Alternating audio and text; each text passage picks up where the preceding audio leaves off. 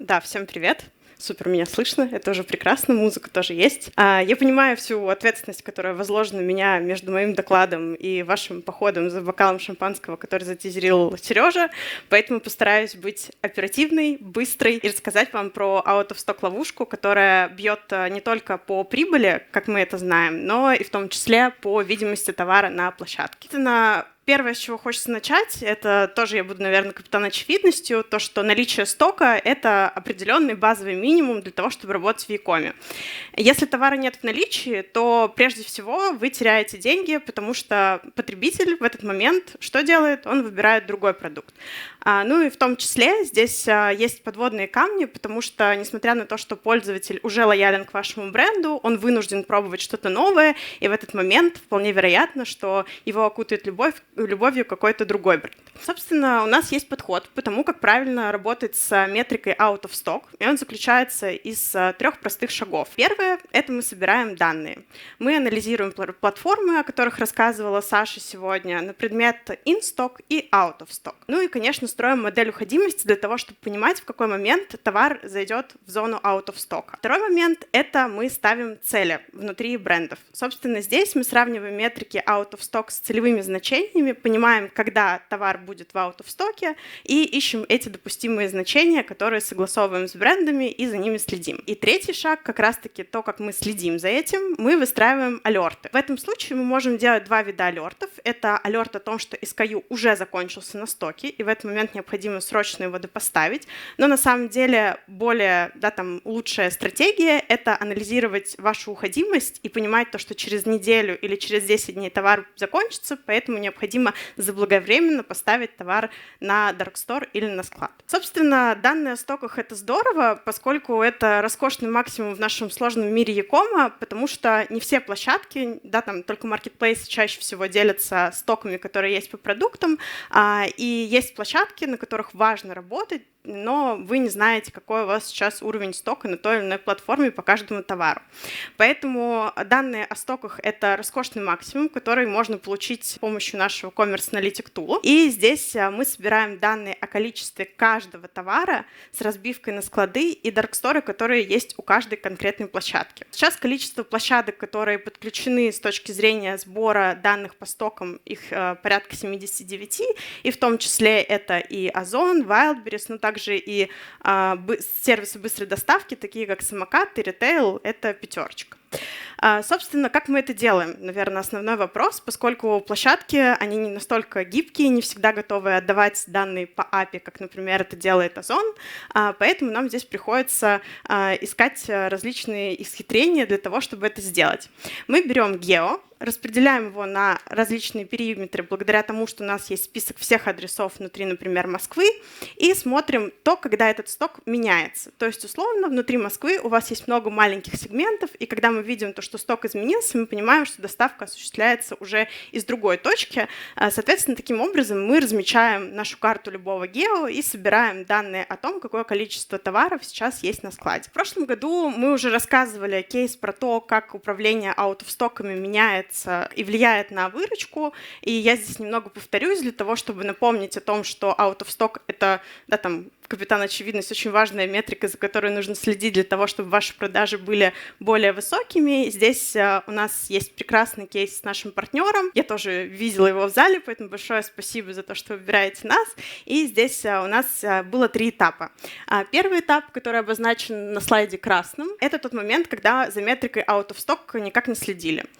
Собственно, в этот момент out of stock был порядка 70%, и доля выручки была сильно низкой. После того, как мы начали сбор данных и наладили совместную работу с ответственным менеджером, мы увидели то, что количество out of stock стало снижаться по товарам, которые находились как раз-таки в этом проблемном кластере, и их выручка стала расти. Сделав шаг дальше, это все происходило на протяжении 5 месяцев, мы сформировали KPI и регламентировали все процессы. То есть в какой момент происходит допоставка, в какой момент происходит out of stock.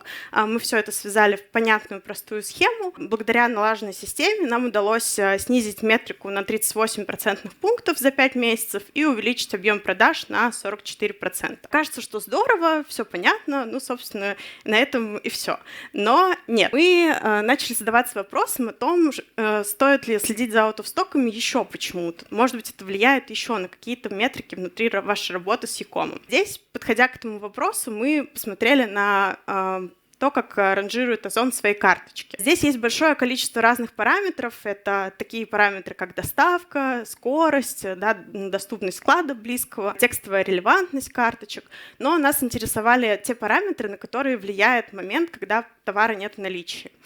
Собственно, это 3 основных фактора, которые влияют на выдачу. Это популярность по запросам, то, насколько часто пользователь кликает в карточку, насколько она ему интересна, как часто он ее добавляет в избранное или заказывает. Это продажа товара, собственно, конверсия непосредственно в покупку. И что самое сложное, то, что площадка за этим следит на протяжении 60 дней. И, конечно, отзывы. Это не совсем прямая история с out-of-стоком, но в случае, если у вас товара нет в наличии, то, вероятнее всего, пользователь его не закажут и не оставит отзыв, не поставит вам 5 звезд, не расскажет, какой прекрасный у вас продукт. Соответственно, мы пришли к тому, что суммарное косвенное влияние отсутствия SKU на дальнейшую видимость в поиске порядка 50%. Нас эта история очень заинтересовала, и мы захотели проверить, а так ли это вообще на самом деле, и насколько out of stock в дальнейшем влияет на видимость продукта на площадке. Поэтому здесь мы задались целью проанализировать влияние out of stock на позиции, оцифровать снижение попадания карточки в out of stock и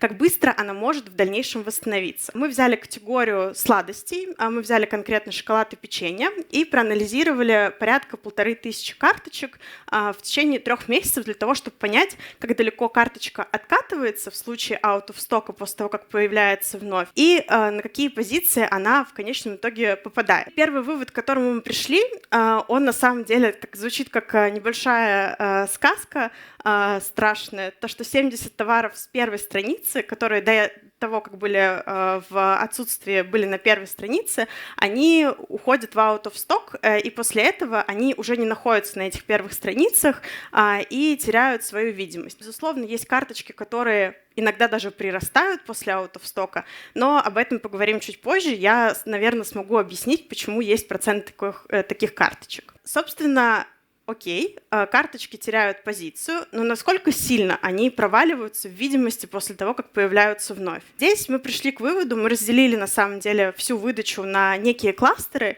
и пришли к выводу к тому, что все карточки так или иначе теряют в своей видимости после того, как попадают в out of stock. Но чем выше находится ваша карточка до того, как попадет в out of stock, тем больше шансов у нее удержаться в топ-100. Почему мы следим за этими позициями? Потому что Саша уже рассказывала, что по официальным данным порядка 80% продаж приходится именно на первые страницы, и в случае сотых позиций, скорее всего, пользователь уже просто до вашей карточки не дойдет и не сможет ее выбрать и купить. Это первый вывод, то, что все теряют видимости, но есть еще страшная статистика того, что 60% карточек, которые находились в топ-10, не возвращаются в премиальную зону после того, как попадают в out of stock. Это как раз-таки первая строка и квадратики с 11 по 101 позицию. Ну и помимо этого, 78% карточек, которые находились в топ-100, то есть, может быть, они не находились на первых местах, но все равно так или иначе пользователь до них хоть как-то мог дойти, 78% этих карточек не возвращаются в этот топ-100 после попадания в out of stock. Таким образом, out of stock влияет не только на ваши продажи в текущий момент, когда он произошел, и то, что, как вы сказали, вас бесит, то, что карточек нет в наличии,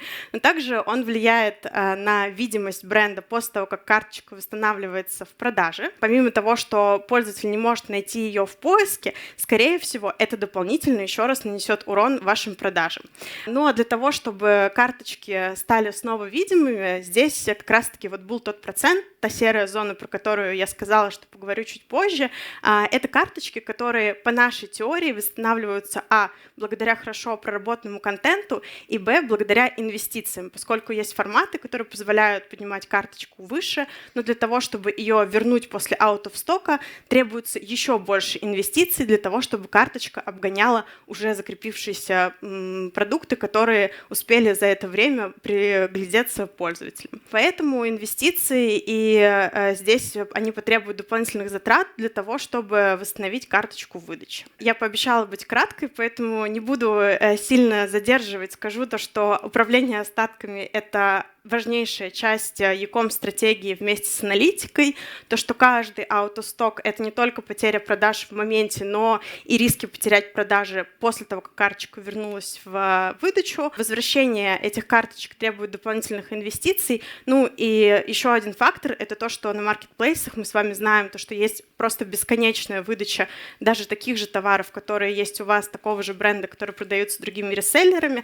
Поэтому здесь есть высокий риск того, что пользователь осуществит трайл другого продукта и уже не захочет переключаться обратно. Для того, чтобы контролировать out-of-стоки, мы рекомендуем настраивать аналитику. И здесь я повторюсь, расскажу немножко про CAT, но не про CAT-мен. Собственно, CAT — это наш сервис аналитики рынка e-commerce 360.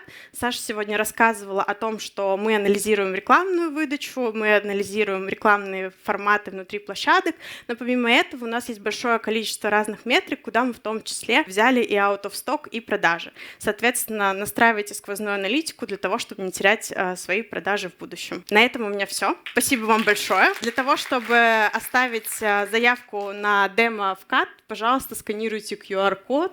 Он там был. Да. Да, верните, пожалуйста. Но уже, я надеюсь, что все успели отсканировать, Саша. Да.